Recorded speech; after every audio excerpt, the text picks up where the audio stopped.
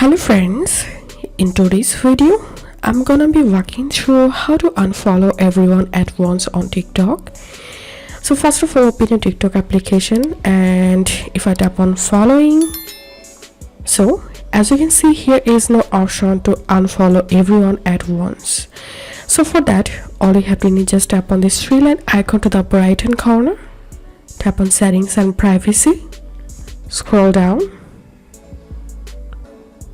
and tap on report a problem, tap on account and profile, editing profile, other, tap on need more help, and I'm gonna type in here, please help me to unfollow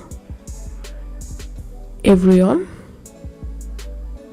from my TikTok account, and tap on submit and wait until TikTok unfollow everyone from your account. So that's how you can do it. If this video helped you, give a thumbs up and please consider subscribe to how to do it. Thank you for watching.